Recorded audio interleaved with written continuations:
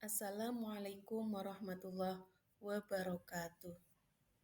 Saya Nurul Hidayah SPDSD CGP Angkatan 9 dari SD Negeri Cempaka 1 Kabupaten Tegal akan menyampaikan kesimpulan dan refleksi pemikiran Ki Hajar Dewantara.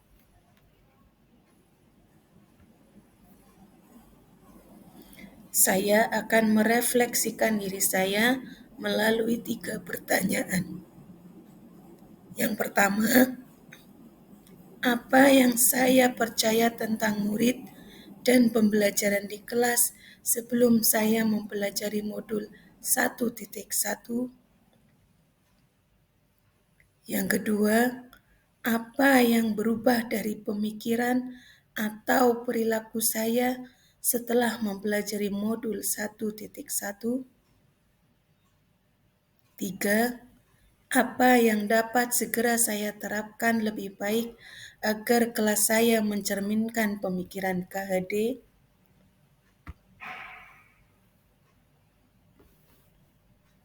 Apa yang saya percaya tentang murid dan pembelajaran di kelas sebelum saya mempelajari modul 1.1? Sebelum saya mempelajari modul 1.1, dulu saya mengira bahwa siswa adalah kertas putih dan guru bertugas mengisi kertas putih tersebut. Dulu saya mengira bahwa anak yang lahir belum membawa kodrat apapun, dan guru bertugas untuk membentuk kompetensi dalam diri siswa.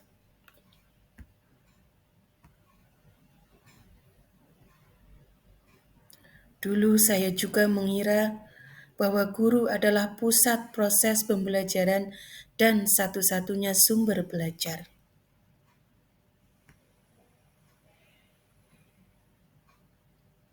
Saya juga mengira bahwa pembelajaran hanya berfokus pada aspek kognitif. Tujuan pembelajaran hanya agar anak mencapai KKM dan mencapai nilai setinggi-tingginya.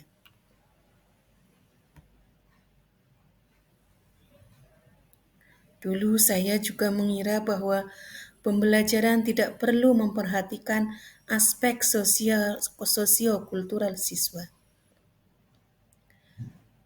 Pembelajaran hanya mengaplikasikan buku teks saja.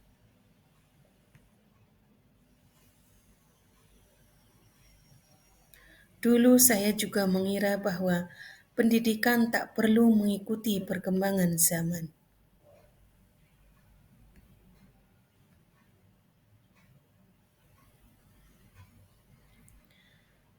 Apa yang berubah dari pemikiran atau perilaku saya setelah mempelajari modul 1.1? Setelah saya mempelajari modul 1.1, saya tersadar ternyata siswa adalah kertas yang telah memiliki garis-garis samar yang perlu penebalan. Setiap anak yang lahir telah membawa kodratnya sendiri. Dan tugas guru adalah menuntun dan menebalkan kodrat baik yang sudah ada dalam diri anak.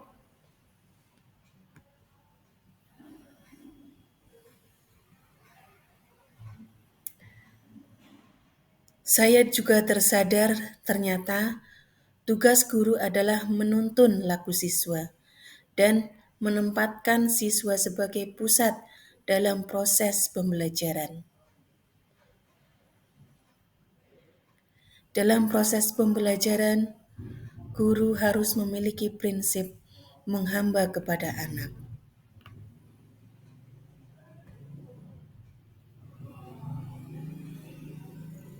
Dan saya juga tersadar ternyata fokus pembelajaran harus menyentuh aspek kognitif, afektif, dan psikomotorik.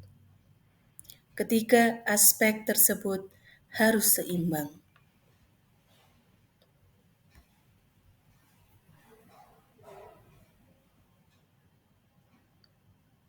Dan saya juga tersadar, ternyata pembelajaran harus memperhatikan aspek sosiokultural siswa. Aspek sosiokultural siswa juga sangat penting untuk dilibatkan dalam upaya pembentukan karakter siswa.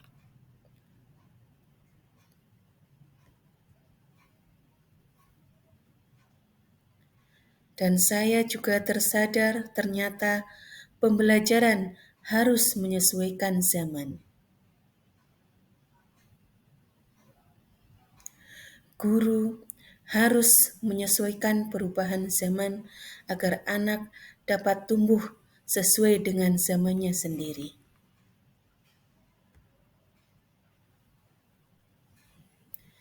Apa yang dapat segera saya terapkan lebih baik agar kelas saya mencerminkan pemikiran KHD?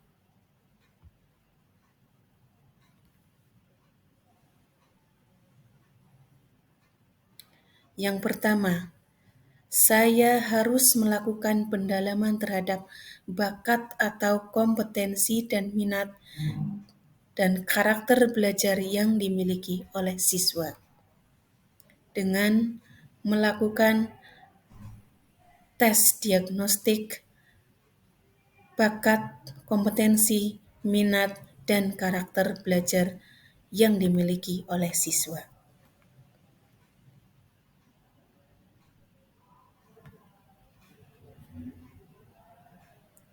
Dua, merancang pembelajaran yang interaktif dan menyenangkan yang menempatkan siswa sebagai pusat pembelajaran. Tiga, memanfaatkan lingkungan sebagai sumber belajar. Empat, menerapkan pembelajaran berbasis kearifan lokal dan budaya setempat. 5.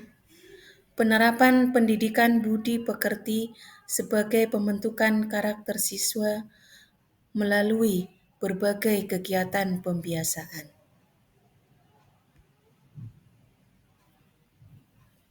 6. Melibatkan pihak lain yang berkompeten sebagai sumber belajar.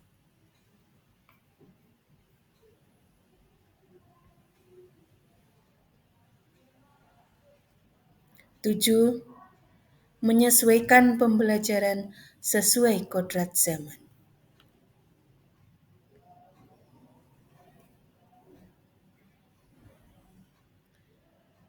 Kesimpulan, setiap anak membawa kodrat yang dibawa sejak lahir. Pendidikan harus menyesuaikan dengan kodrat alam dan kodrat zaman. Fokus pembelajaran harus menyentuh aspek kognitif, afektif, dan psikomotorik. Tugas guru adalah menuntun, bukan menuntut. Aspek sosiokultural dalam pendidikan sangat penting untuk pengembangan karakter siswa.